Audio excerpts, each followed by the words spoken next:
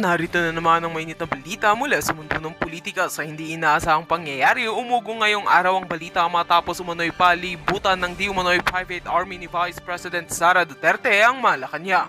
Ayon sa mga ulat at nakasaksi, hindi bababa sa daan-daang armadong lalaki ang nakita umanong nagmarcha malapit sa palasyo, bagay na nagdulot ng takot at kalituhan sa publiko. Agad na nagkaroon ng tensyon sa paligid ng Malacanang dahil sa mahigpit na presensya ng mga armadong tauhan. Samantala, marami ang nagtatanong kung ano ang tunay na pakay ng nasabing pwersa. May ilan ang nagsasabing ito'y pagpapakita ng lakas bilang babala, habang ang iba naman ay nangangamba na posibleng may mas malalim na plano laban sa kasalukuyang administrasyon. Hanggang ngayon, tikom ang bibig ng kampo ng Vice Presidente ukol sa nangyari, dahilan upang mas lalo pang lumakas ang mga spekulasyon. Sa kabilang banda, lumutang din ang pangalan ni Atty. Claire Castro na umano'y biglang nagtatago matapos kumalat ang balita. Ayon sa mga ulat, isa siya sa mga posibleng nakapagbigay ng matibay na impormasyon hinggil sa ugnayan ng Vice Presidente at ng kanyang private army. Ngunit sa ngayon, hindi pa malinaw ang kanyang kinaroroonan kung bakit siya nagpasya na umiwas sa publiko. Nagpahayag naman ng ilang senador at kongresista ng kanilang pag-aalala at nananawagan ng agarang investigasyon sa insidente. Ayon sa kanila, hindi dapat ipagpawalang bahala ang ganitong uri ng aksyon nang maaaring magbunsod ng kaguluhan sa bansa. Samantala, mariing binabantayan ng mga otoridad ang paligid ng Malacanang upang masiguro ang kaligtasan ng mamamayan at maiwasan ang anumang posibleng kaguluhan. At yan nga mabalita ang ating pagkakatutukan, at kung bago ka pa lamang sa aking channel ay huwag kakalimutang mag-like, share and subscribe para updated ka sa mga bagong balita dito sa Tatak Pinas.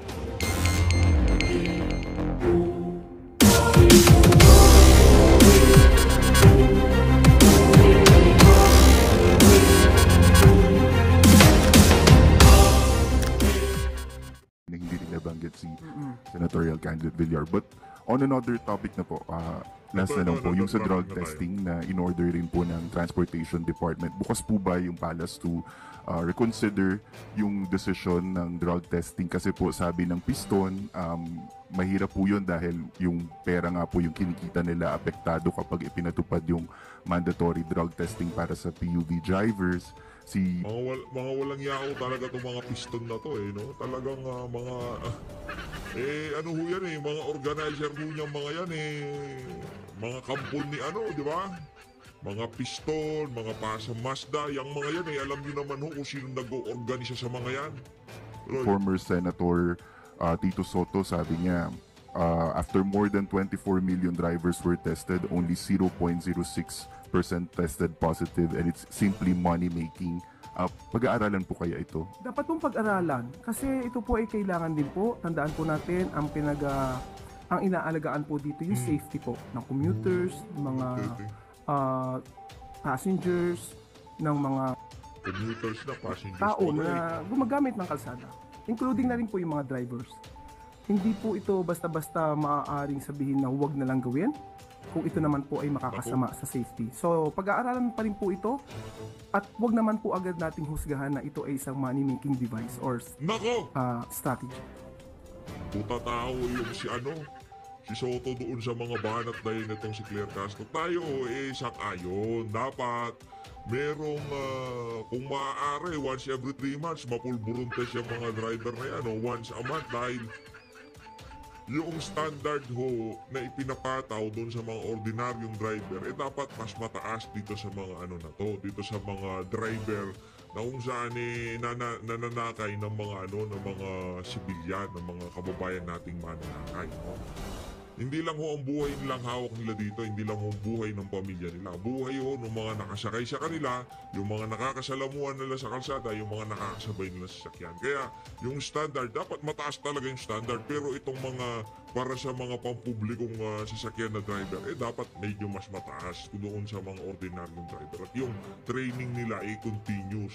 Dahil mga barumbado mo talaga yung ibang mga driver dyan, sa totoo lang, di ba? Napakaano mo nila yung pagkamali ginagawa nila, mabusanahan mo lang sila ng konti, nagagalit, mali naman yung ginagawa nila. Dapat continuous yung seminar, continuous yung pagpupulburong teso nitong mga nitong mga driver ng mga pampasaherong driver kung tawagin.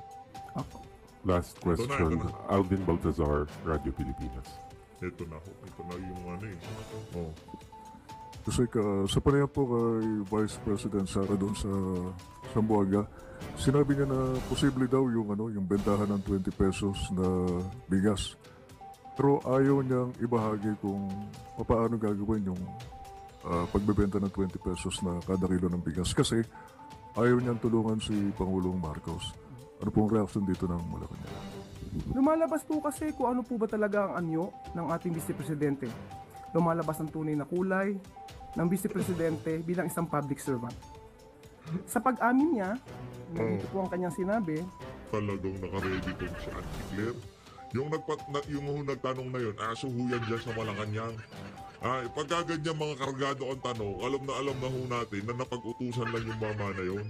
Na kailangan ho kasi may magtanong para mayroong sumagot. Di naman ho kasi pwedeng magsabi-sabihang si yung magdadaldal lang dyan si Claire Castro. Dapat merong tanungan at sagutan dyan sa mga ganyang klaseng press con dyan sa Malacanang. Pero ano na ho yan, kumbaga, nakapag-practice na yung mga yan, napag-usapan na kung ano yung mga ibabatong tanong dito kay Auntie Claire, di ba? Kumbaga, talagang planchado para mailatag ng iyong naratibo ng Malacanang ng maayos. Tuloy. na imposible talaga ang 20 pesos na bigas, pero pwede siya. Di ko lang i-share sa inyo kasi ayaw kong tulungan si PBBM. Yan po ang tugon ni Vice Presidente ng Vice President. Sa pag-amin niya pong ito, na hindi niya i-share kung ano man ang kanyang kaalaman, kung mayroon man talagang kaalaman. Dahil nga sa ayaw niyang pagtulong sa ating Pangulo. Ito ay nagpapakita ng isang makasarili. Tandaan po natin, kung ano man po ang kaalaman na mayroon kayo para sa taong bayan, ito po dapat ay agad-agad na isinasagawa. Naku. At hindi po dapat ito tina-timing. Nako, nagmamakaawa na. Gusto niyo nang malaman kung ano yung nalalaman itong si Bibi Sara. Para makapagbenta ng 20 pesos na bigas. Kahit tayo dito sa PH Update, alam mo natin kung paano gagawin yun. First step, dapat nasa tamang katinoan ng presidente. Doon muna tayo. Di ho tayo pwedeng pumunta sa susunod na step hanggat hindi ho natin napupulfill yung first step. Dapat yung ating presidente clear ang kaisipan. Walang halong chemical ang pag-iisip ni Ganga. Ngayon kung sakaling doon pa lang sa first step na yun, palsipikado na ang ating presidente, di natin malaman kung ano mga pumapasok sa utak niya, hindi ho mapapababa ng 20 pesos ang bigas. Ganun lang naman ho kasimple yun na Claire Castro, di ba? Pagkayaan, hindi natin na-fulfill yung mga condition dyan sa una na yan, hindi mo pwede yun. Una sa lahat, dapat ma-establish natin na ang presidente hindi addictus benedictus. Kailangan niya munang magpa-pulburon test. Pag nakapag-pulburon test na siya, doon ko sasabihin sa kanya yung next step para maipababa ng 20 pesos ang bigas. Kahit tayo, alam mo natin yan.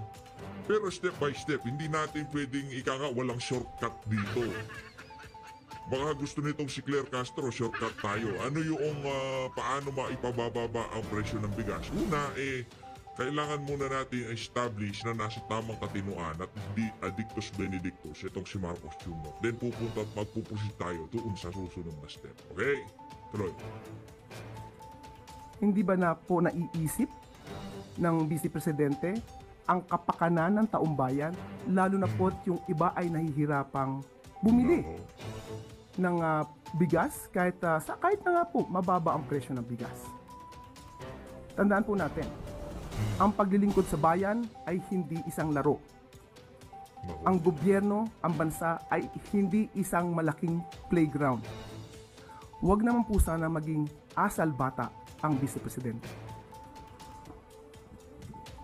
Thank you, Yusek Claire. So, yun ho ang naging tugon netong si Auntie Claire Castro doon sa mga banat netong si Viv Sara. Na alam ko kung paano pababain ang presyo ng bigas sa 20 pesos. No?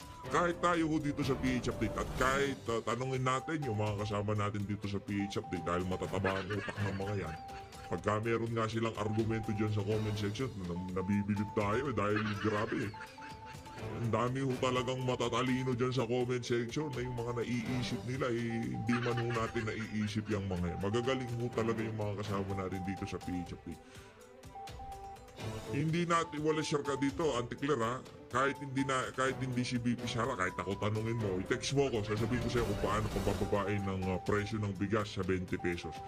I-share ko sa'yo yan. Pagka sigurado doon sa aking formula, baka magawa pa natin ng 15 pesos ang kada kilo ng bigas. I-share ko sa'yo ang formula pero hindi ito madali. Dadaan ang gobyerno sa matinding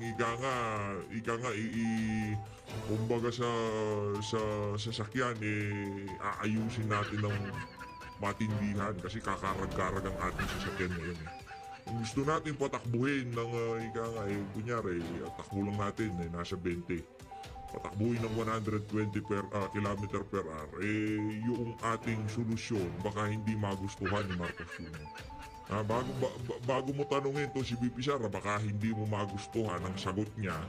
Ang magiging solusyon dyan sa 20 pesos na bigas na yan, yung akin muna ang pakinggan mo bago yung kay BP. Kasi kay BP sigurado mas marahas yung ilalatag niyang solusyon. Ito ang tugon ni BP Sara dyan sa banat na yan, itong si Antikler. Sinabi ng palas na huwag kang asal bata makasiri doon sa remarks mo na hindi mo ituturo kay BBM kung paano ibababa yung 20 pesos na kilo ng bigas.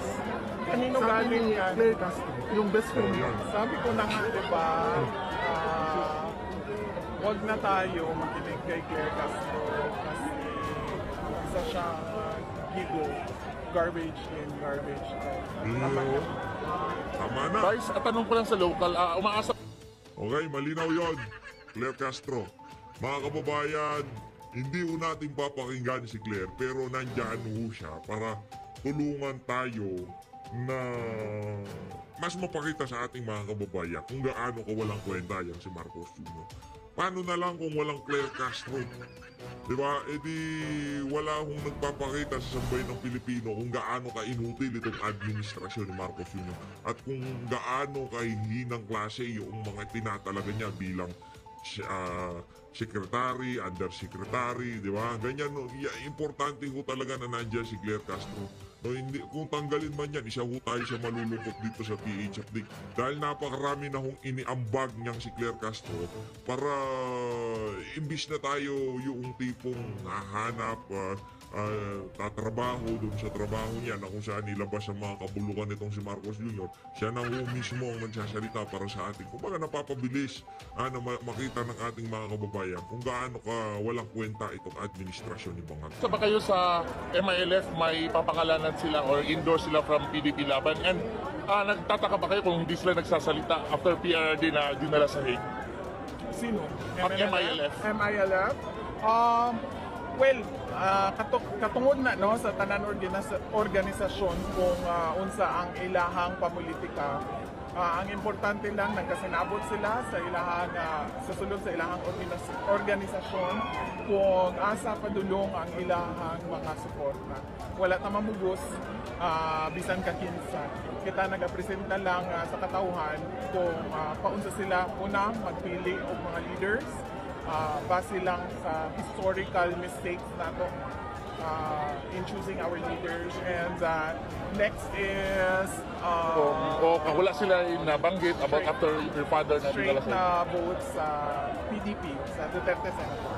VP, according kay Congressman Adyong Salanao po, urged Vice President Sara Duterte to stop her shame campaign against administration candidate and call on a political leader to restore decency, dignity, and civility in the conduct of electoral campaign. Anong reaction mo dito? Okay, pahiram ko sa mga public. Gara, VP. Kay Adyong na VP. Adjong shame campaign against the administration o called on all political leaders to restore decency, dignity, and civility in the conduct of electoral campaigns. Sorry, Si Adjong Manggod, produkto manggod ni siya sa warlordism nato diri sa Mindanao. So I don't think he is the proper person to talk about decency, dignity, and civility. Kay ang iyahang pagdaog din ha sa Lanao tungod na sa grip sa ilahang dynasty. Napa-BP. Next.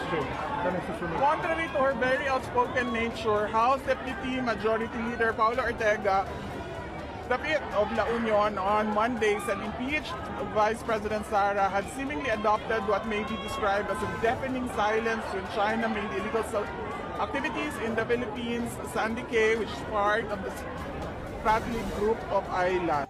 Pasalamat kayo, sinasagot kayo ni VP Sara. Alam naman namin na mga taga-suporta nitong si Tatay Diggs at itong si VP Sara. Ang mga banat nyo na yan, gusto nyo lang mawala sa focus itong si VP sa pangangampanya sa mga kandidato ni Tatay Digong. Pasalamat ka Ortega, pasalamat ka Adjong, sinasagot pa kayo nitong si Vice President Sara Duterte. Kasi daw niya ginaistoryahan. Kani si Kuan, isa po ni si Ortega, mura po ni siya og si Adyong. Produkto sa warlord. Si Ortega, maupod ni siya si Adyong. Produkto sa warlordism tingi sa ato ang nasod. So, angay niya nga mo-adapt po to deafening silence. Kaya wa siya katungod mo abli sa iyang bangka. Where does her loyalty really lie? China or Philippines? From my perspective, it seems she knows nothing in campaign but to engage in political mudslinging.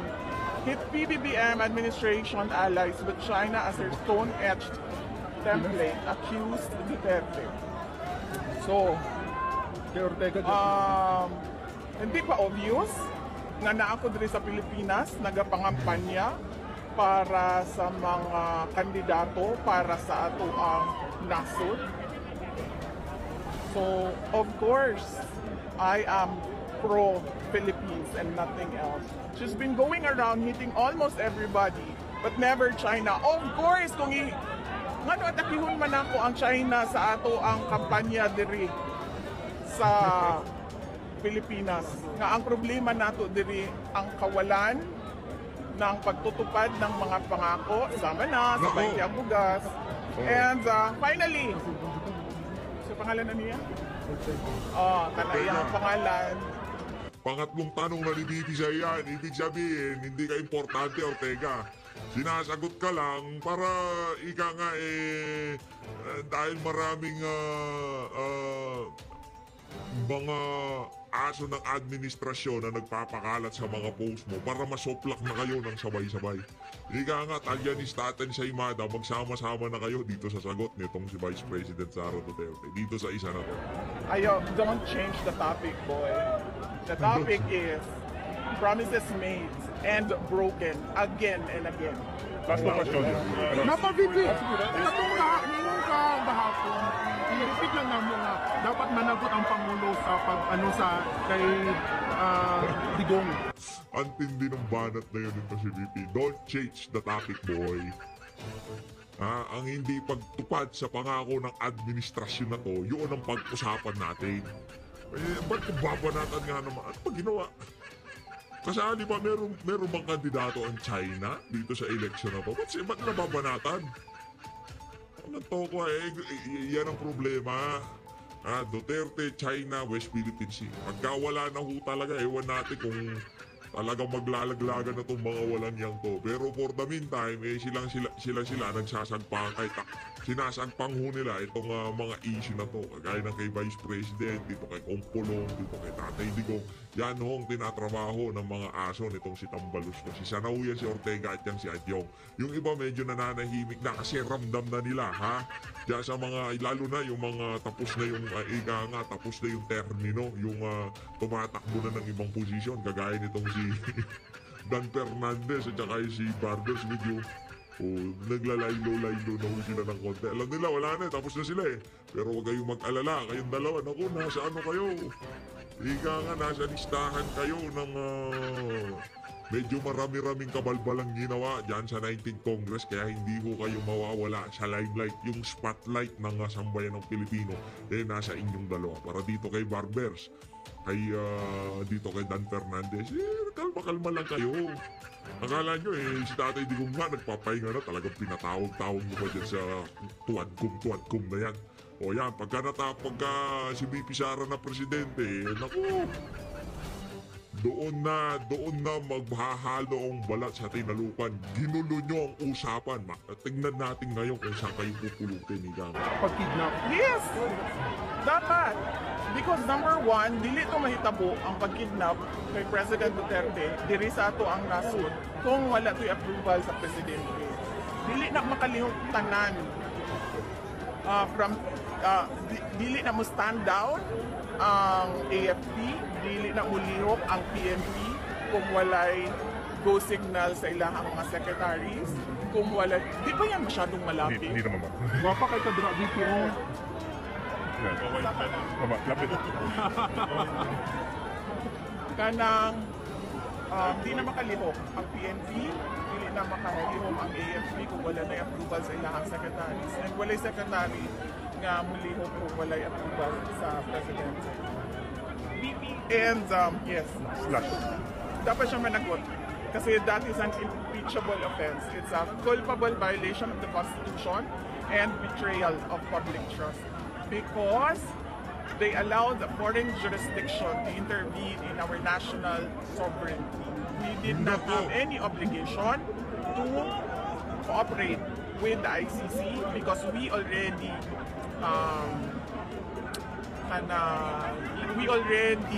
filed our petition to withdraw from the ICC, and walay jurisdiction ang ICC para mubuhat ng investigasyon kay President Rodrigo Duterte o Vicente Quezon. So yes. Last question. Gusto ko talaga tong style na to nitong si BP. Yung mga paganon-ganon salita. Kinikilig ako pag naririnig kong ganun yung tono nitong si BP. Pagka ganyan na, ibig sabihin, nandun niya siya sa laro mode, ka nga. Wala na siya dun sa dating galawan niya sa tipong, sige, bahala kayo, salita kayo. Hindi! Lahat kayo, papasanahan ko. Iisa-isahin ko kayo. Pupunta ako sa mga distrito at kakampanya kayo na huwag kayong iboto ng mga kababayan nyo. Ako lang naman ang merong pinakamataas na trust at approval rating. At alam ng sambay ng Pilipino kung gaano nyo ko kinups dyan sa House of Representatives. Kaya pag nagsasalita ho siya, nag-iiyakan yung mga congressman eh. Wala ka nang ginawa, kundi birahan kami. Ano ka nang tawa? Ano na nakalipas na buwan eh, walang humpa yung pagbira nyo kay BP. Ngayon lang siya sasagot, pag-iiyakan kayo, mawalang iya kayo. Nakalimot na po tayo sa Visayas and Mindanao, even in Manila. So ano yung mga common na hinaing ng mga mamamayan na i-address ng Duterte and Senator candidates given a chance in the Senate? Yes, ma'am. Ang kanila is kung ano yung nasimulan ni Pangulong Duterte. PRD promised build, the big ticket infrastructure projects. PRD promised peace and order sa ating bayan. And naturally, when there is peace and order, developments o kalambuan, kaunlaran ay sumusunod din. Mag-attend po tayo sa iba pang remaining PDP rallies ko with PT Duterte. Wala pa ako schedule pagkatapos nito, ma'am. Kasi ito pa lang yung katapusan ng schedule namin mula Visayas, mula Leyte, papuntang North Cotabato. So, mag-schedule pa kami ng aming mga gagawin sa May 7, May 8, May 9, at May 10. Thank you. Napakaganda ng mga tirada nitong si VP Sara dito sa dito sa kanyang talumpati na to. At ngayon naman syempre, dito naman ho tayo kay Atty. Vic Rodriguez, isa ho sa mga kandidato nitong si dating Pangulong Rodrigo Duterte. Kung sa kahapon, kay ho tayo, Congressman Rodante Marcoleta. Ngayon naman ho kay Atty. Vic. bibigyan ho natin ng isa-isang video yung ating mga kandidato kay Pastor Apollo Kibuloy, dito kay Atty. Jimmy Bondo, kay Congressman dito kay Dr. Mata, dito kay Senator Bato de la Rosa, marami ng video yan. Itong si Senator Philip Salvador, itong si Senator Christopher Bongo, number 1 yan eh. Diba? Unahin na ho muna natin yung mga kandidato na medyo nasa laylayan ngayong mga panahon na to. Sila ho yung talagang tutukan ho natin. Yung mga nasa taas na kahit alalay na lang ho tayo sa mga yan kasi sigurado na hong mananalo yung mga yan. Tuno tayo sa mga medyo hindi alam ng mga kababayan natin na tumatakbo pa lang mga kandidato. Sana magtulong-tulong tayo ilang araw na lang. 5 araw na lang, eleksyon na. Pag nagkataon, mayayari ho tayo dito. Pagka hindi ho, paulit-ulit ho tayo dito sa PH Update. Di naman ho ako siguro nagkulang ng paalala na kung kayo mga OFW, kailangan ho natin magtulong-tulong. Kailangan nyo hong ikampanya ang ating mga kandidato. Kailangan nyo hong ibalita yan sa mga kamag-anak nyo sa Pilipinas na kailangan iboto itong 10 na to. Ngayon, kung hindi nyo pa rin hindi po kayo tumugon, tumalima doon sa ating pakiusap, maraming salamat pa rin. Sana na hindi pa huhuli ang lahat. Tayo magtulong-tulong na ikampanya, kalat sa mga kamag-anak nyo na kailangan natin. Yung mga kamag-anak ko, alam na nila. Yung iba dyan nanonood Diba? Nanonood sila. Yung mga OFW na lang. Kung ayaw iboto, itong mga kandidato natin, alam nyo na gagawin. Walang bagong sapatos. Huwag silang umana na magkaroon ng Toblerone. Diba? Tsokolate. Ano yun natin? Hostage natin yung mga tsokolate pagka pauwi tayo. Binoto mo ba yung 10? Ang tanong, binoto mo ba? Hindi mo binoto o wala kang Toblerone.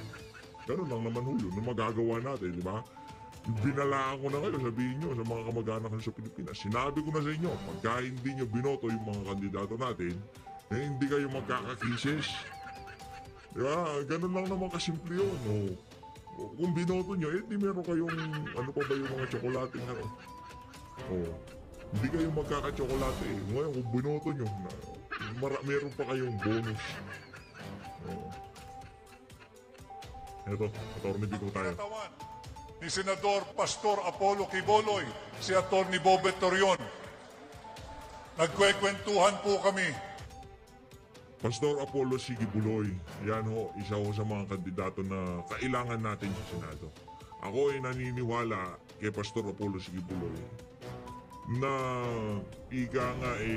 marami ho siyang na isa sa katuparan ng magagandang bagay kung sakaling maupo siya bilang senador. Hindi ho ito pambubola. Nakita ho natin yan sa KOJC. Magbanggit ho kayo ng mga religious group na nakagawa dyan sa nagawa ng KOJC. Except dyan sa iglesia kasi malaking religious group din ho yan. Pero maliban sa dalawang religious group na yan, wala pa ho tayong nakitang nakagawa sa nagawa ng dalawa na yan. Meron ho silang napatunayan, ika nga. Hindi na ho tignan nyo na lang ho mga kababayan kung gaano ka-organisado.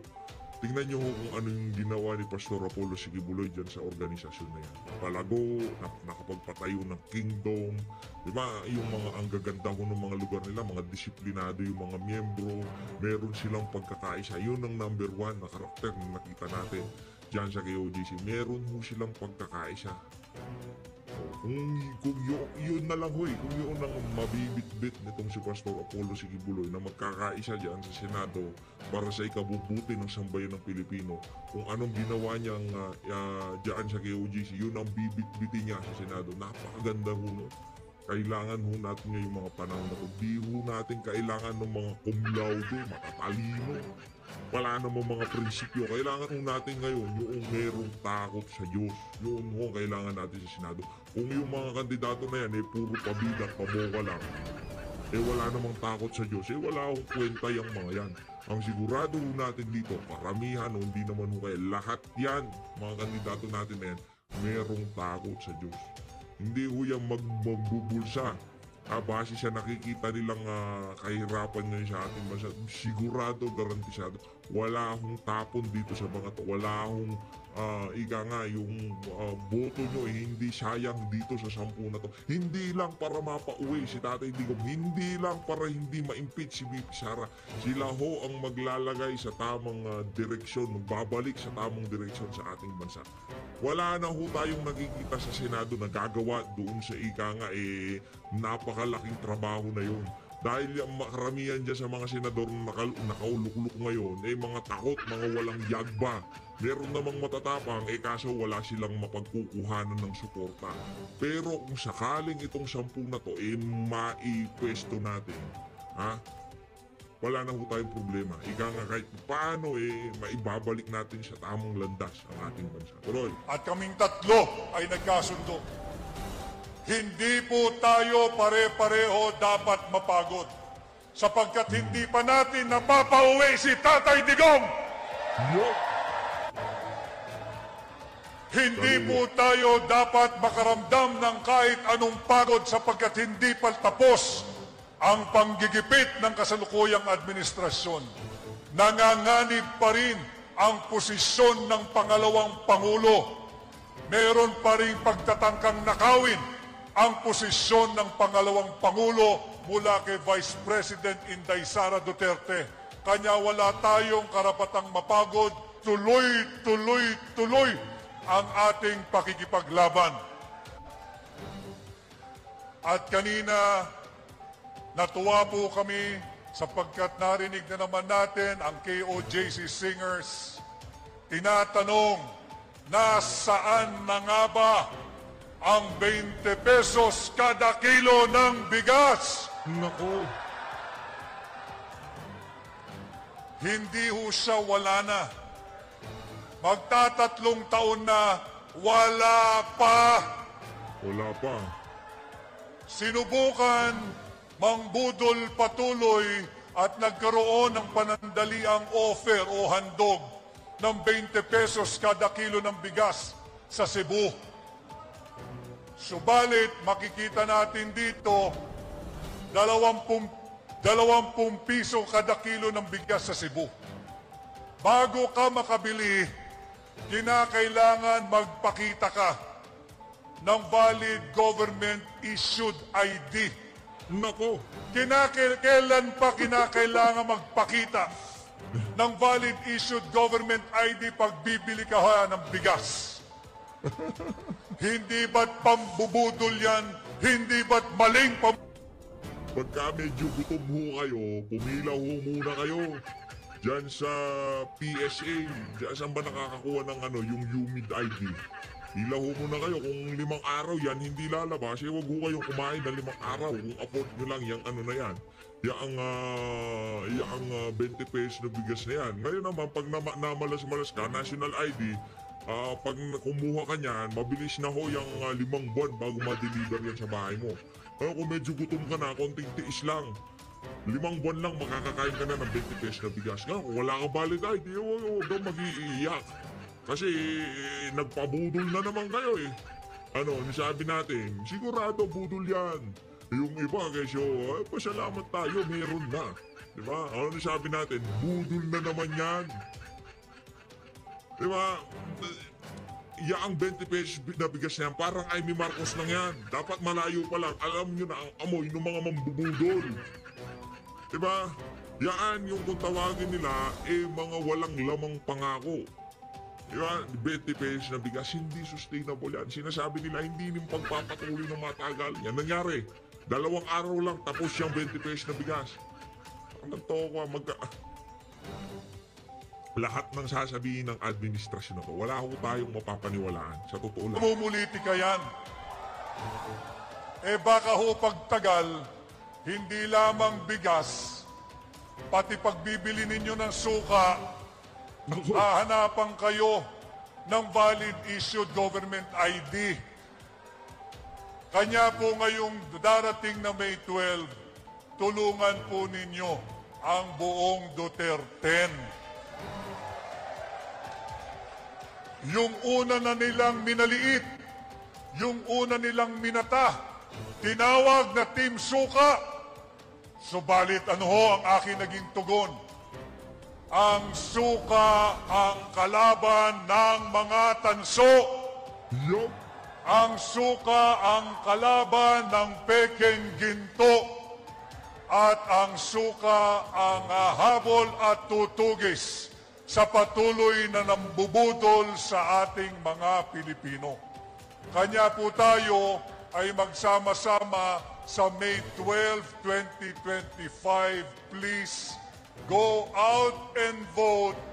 Vote straight Duterte. Marami ho tayong naririnig na mga nagbabadyang dayaan daw o yung horror stories na nagkakadayaan dyan sa overseas voting o magkakaroon ng dayaan.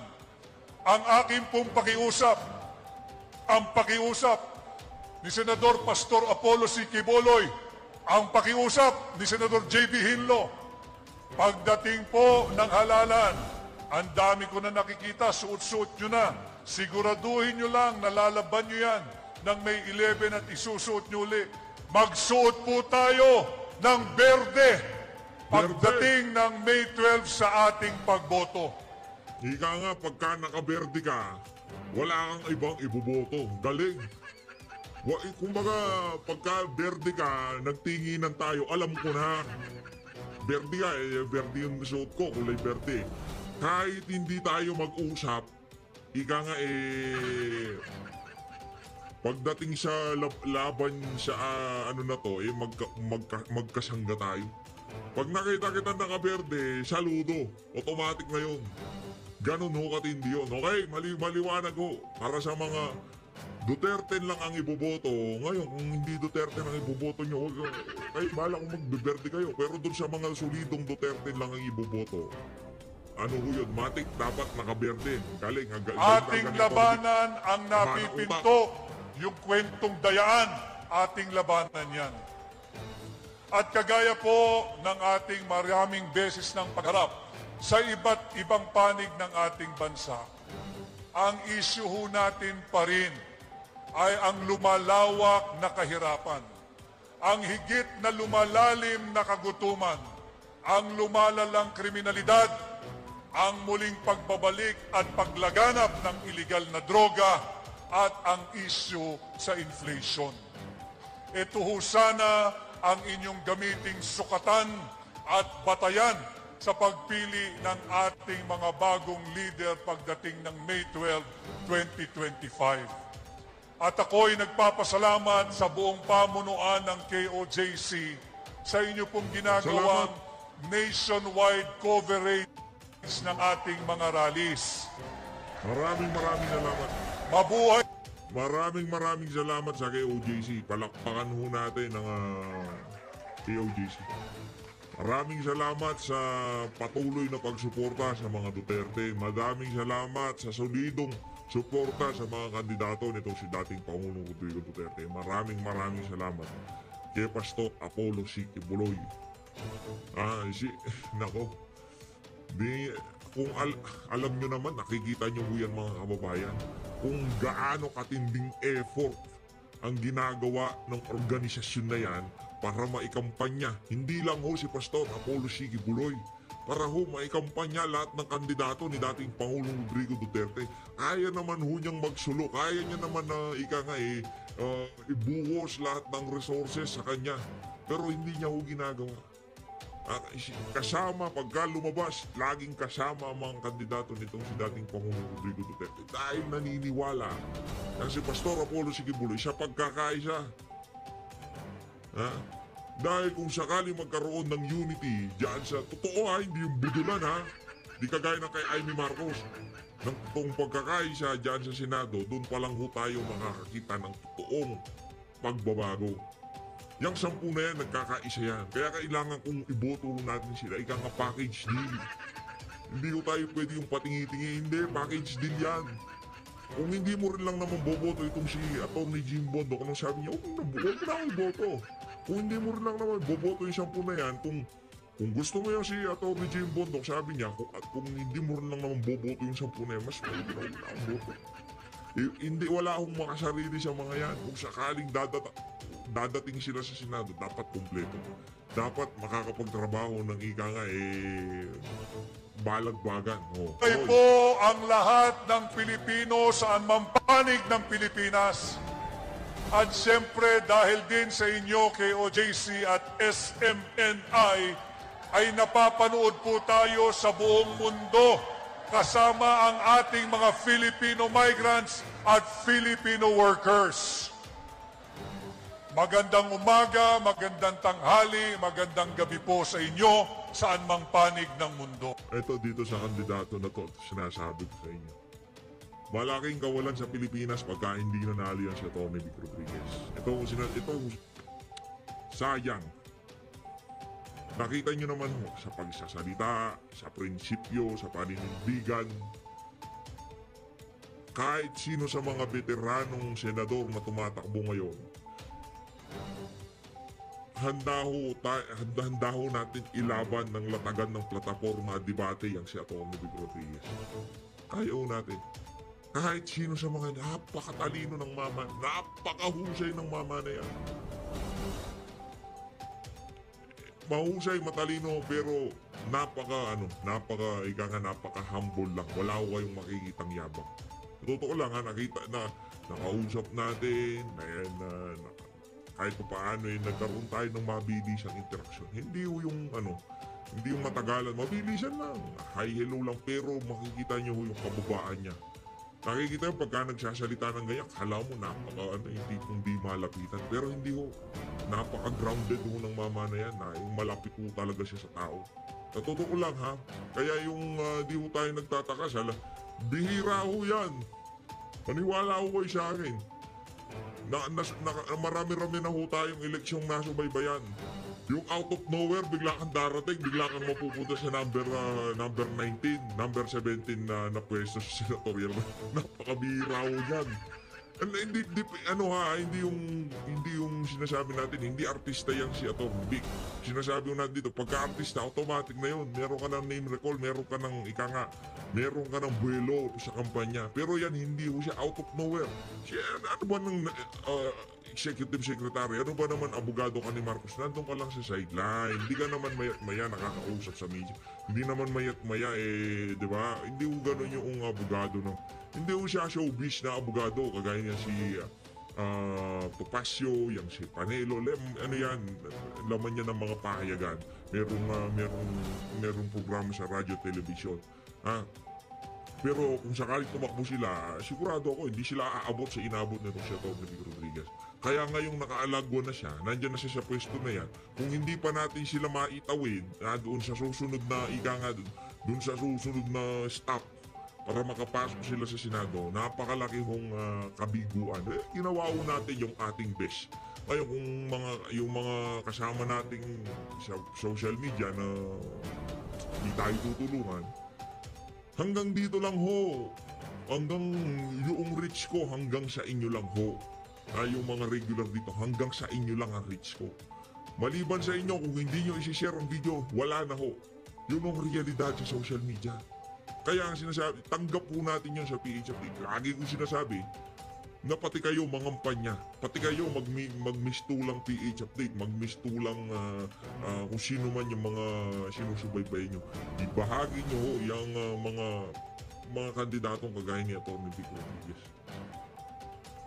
Sayang, pagka hindi yan naipanalo, kasama nitong si Pastor Kibuloy, kasama nitong si Congressman Rodante Marcoleta, Atty. Jimmy Bondo, napakalaging kawalan mo niyan sa totoo lang. Malulungkot po tayo. Siguro matagal-tagal yung ako hindi makikita no? Malamang sa malamang, medyo magwa-once a day na ho muna tayo. Anong dahilan? Medyo masakit ang loob natin kasi nakaalim mga kanina. Grabe talagang daramdamin ho natin. No? Pero mag-move on no tayo siya. Ngayon pala sinasabi ko na. Mula ngayon hanggang sa pagka sa 2028, wala ho talaga. Wala, yari na ho tayo. Ika nga, GG na. Ika nga, ano na tayo, next plan na. Ano ba mga plano natin sa mga buhay-buhay natin? Dahil pagka na-impeach si BP Sara, hindi nanalo tong 10 na to, yari. we're in a very, very big trouble. Imagine nyo na lang, ito senaryo. Magbibisi presidente itong si Tambaluslos. Mag-presidente si Marcos Jr. Yung ika nga nila, yung yakap nila sa kapangyarihan, talagang di nila bibitawan. Nakuha nyo ba? Romualdez, Marcos, presidente, vice-presidente, sino makakapupukan nila? Mga dilawan? Ako, wala na yan. Tapos na yung mga dilawan na yan. Yung yakap nila sa kapangyarihan, wala nang bitawan. Yun ang sigurado natin dyan. Oh. Yun ang iniiwasan natin dito. Hindi sa kung ano pa bang kadahilanan na maupuyang si Pipi Sara para ganito, para yung ego natin, mabusyan. Hindi yun. Hindi yun. Kahit hindi Duterte, basta mayroong prinsipyong kagaya ni dating Pangulong Rodrigo Duterte, iboboto ko natin, susuportahan natin. Hindi dahil Duterte si Pipi Sara. Siya ho ang merong political capacity na gawin yung mga nagawa ni dating Pangulong Rodrigo Duterte. Hindi para magiganti, hindi para madiligan yung ego natin na yan, nanalo kami, talo kayo. Hindi yun, kabalbalan mo yun.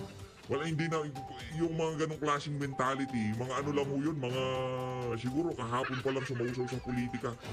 Pero pagka medyo ano na ho kayo, medyo natagal-tagal na kayo, marirealize na hindi naman para manalo o matalo dito sa ano na to, dito sa mga pinanlalaban natin na to sa social media, dito sa politika. Ito ay para sa susunod na henerasyon. Yun ang atin dito. Wala ho tayong ibang bansang mapupuntahan. Nakakulong ho tayo dito kasama yung mga buhaya at mga walang iya sa Pilipinas. Yun ang realidad na kailangan nun natin tanggapin kung sakaling ma-impeach si Pipi Sara at hindi manalo tong 10 na to. We're in the very, very, very big mess. Dalang ko lang mag-English pero sulit yan. Yung una akong nagsasabi sa inyo at sinasabi ko dito, base lamang sa aking payak na obserbasyon. Ngayon, kung mas matindi obserbasyon nyo, edi saludo ho ako sa inyo. Iya nga. Diba? Tayo naman dito, yung mga pusisero lang sa social media. Diba? Oh.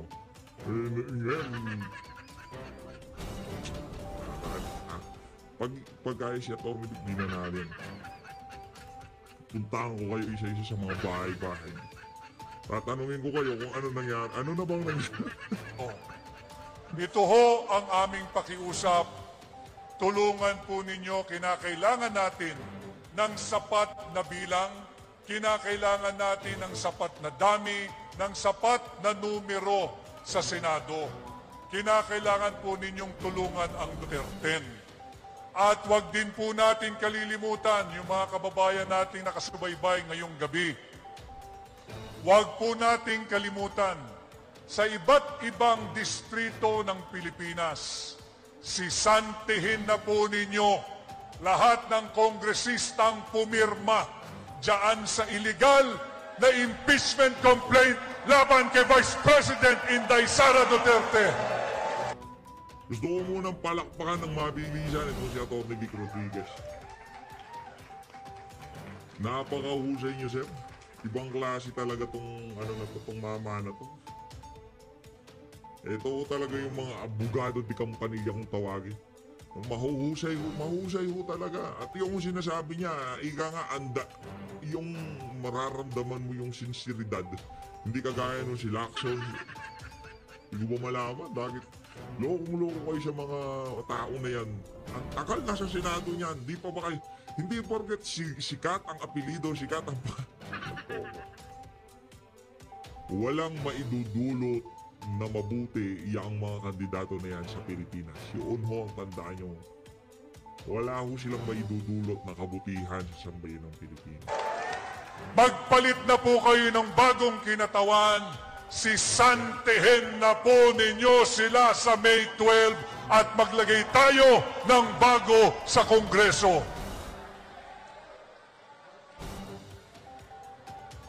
By now, I know most, if not all, meron ng desisyon, may napili na po tayo kung sino yung ating mga tutulungan. At ramdam na ramdam namin sa Duterte, sa lahat ng panig ng Pilipinas, hindi na maaawat ang sigaw ng sambayanang Pilipino, ating pauwiin sa lalong madaling panahon si Tatay Digong. Correct. Totoo yan. Ating proteksyonan ang ating demokrasya, ating proteksyonan si Vice President Inday Sara Duterte. At tulungan din natin, siyempre, ang number 53 sa balota, Senador Pastor Apollo C. Quiboloy. Unang naging biktima ng inhustisya sa ating bansa. Abogado ho yan si Atty. Vic Rodriguez. Abogado ho yan. May prinsipyo yan. Hindi basta-basta abogado, mahusay na abogado. Di naman niyang kukunin ni Bangag, di ba? Hindi ho basta-basta mahusay na abogado yan. Pagka sinabi niya na naging biktima yan si Pastor Apollo C. Quiboloy sa bigat ng kamay ng administrasyon na to dahil kapanalig siya ni dating Pangulong Rodrigo Duterte, maniwala ho kayo kay Atty. Rodriguez.